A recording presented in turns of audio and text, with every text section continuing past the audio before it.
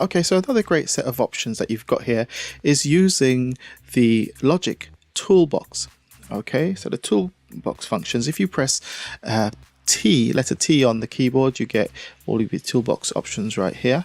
And I'm going to demonstrate what you can do with the scissors tool, for example. Have a listen to this little passage. I don't wanna do. Right, so I don't wanna. Now that's 4 notes there, okay, all in one box. So what we can do is we can separate this up. Let's say, for example, this last note, you can see from the transients here where this last note begins. So I'm going to just snip right here, okay, and then I'm going to go back to my pointer tool and I'm going to tune this up.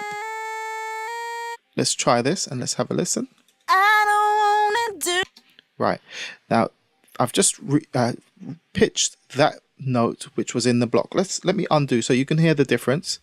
So I don't wanna do. I don't wanna do. okay, so I'm adjusting the melody, which is quite a handy function if you were to use the scissors tool. So now I want to put this back to normal. I want to reset this.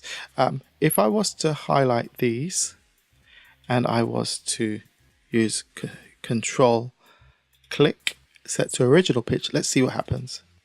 There we go. Now I can glue these back together by making sure that they're selected fully. Letter T on the keyboard and use the glue tool to join them back, and we're back to where we were. I don't wanna do. There we go. Another really cool thing you can do is using the pencil tool.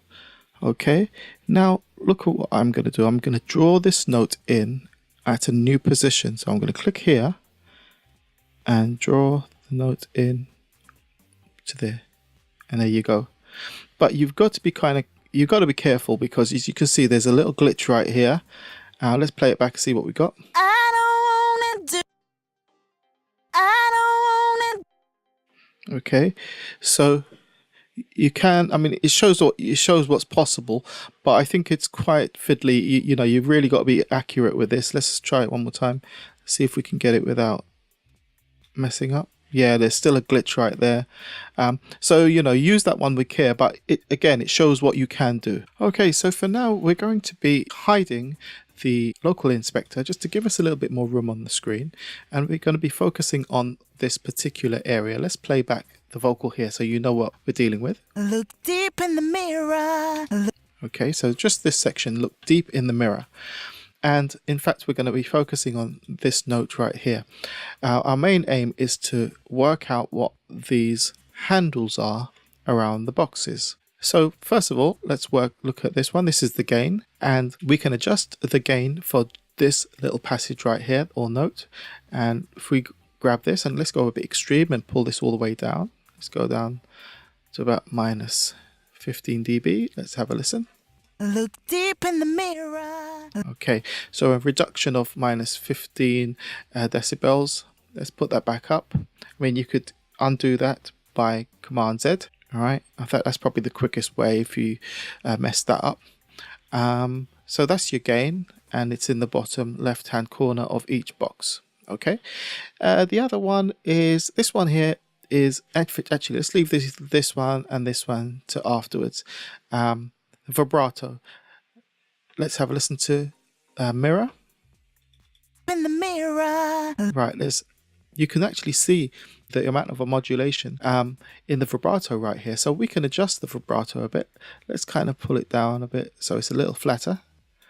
Look deep in the mirror. Look. Doesn't sound that natural actually. Let's flatten it out. Let's see what we got. About there.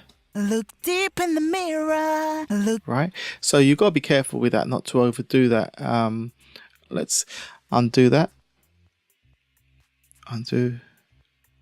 Let's have a listen there. Look deep in the mirror. Yeah, that's natural. Yeah, you've got to be pretty careful with how you adjust this one.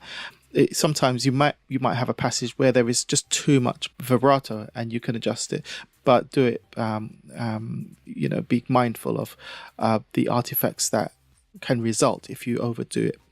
So that's your vibrato. As you know, this one is your pitch and this one is your drift. Now this is the pitch drift at the start of the note and at the end of the note. When you're shifting from one note to the next, you're not going to be exactly on point. So, and let's do it from here. Let's bring this down and let's see what happens. Look deep in the mirror. You can hear a slight change there. Look deep in the mirror. I mean, again, this is done to taste, and I don't really use the drift functions at all unless absolutely necessary. Okay, so the last one here is Formant, and Formant is an interesting one. You probably see this term Formant on plugins that deal with vocals especially, and Formant is to do with the way voices are produced. I mean, everyone has got a different vocal tone or sound, and that's because of the way our throats are shaped, our larynx, our voice box, all of these things come into play, and different harmonics are being produced. I'm going to do another short video demonstrating differences between formants from different vocalists. So now I'm going to demonstrate the use of the Formant shift handle. Let's have a listen to the passage that we're going to work on. Look deep in the mirror. Right, so this section here. So the first thing I'm going to do is I'm going to set these both to perfect pitch. This is just for my demonstration purposes. Okay, control click and set to perfect pitch. Okay, and also what I'm going to do, let's have a listen. Look deep. I think this needs to be up here on that note. Look deep. Look deep. Look. Look deep. Look deep. Look deep. That's much better. Okay, so now what we're going to do is I'm going to change this note from there, and I'm going to pitch it up to about to there. Look deep in the mirror. Look deep. Right, I'm happy with the note, but not the tone. It sounds a bit robotic. Look deep. So what I'm going to do is I'm going to use the Formant shift to sort of clean that up a bit. And I'm going to go up. And as you can see, there's a shadow right here behind. You can see that shadow moving up. That's how much you're adjusting the Formant. Look deep in. Look deep in the. Look deep in the mirror. Look deep in the. Look deep in the. You can go the other way. Look deep in. Now that's not going to work. So let's go back up. Look deep in the. Look deep. Look deep. Look deep. Look deep in the. Look deep in the mirror. Okay, so again, it's to taste, and it shows that you can make some adjustments to the Formant, but you know, it does take time, and you've got to try and work out exactly what works well.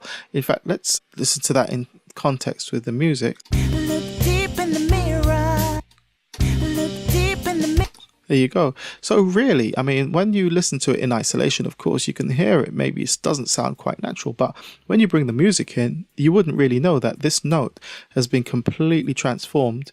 It's been pitch corrected, it's been pitch shifted, and we've adjusted the Formant as well. Look deep in the mirror. Okay,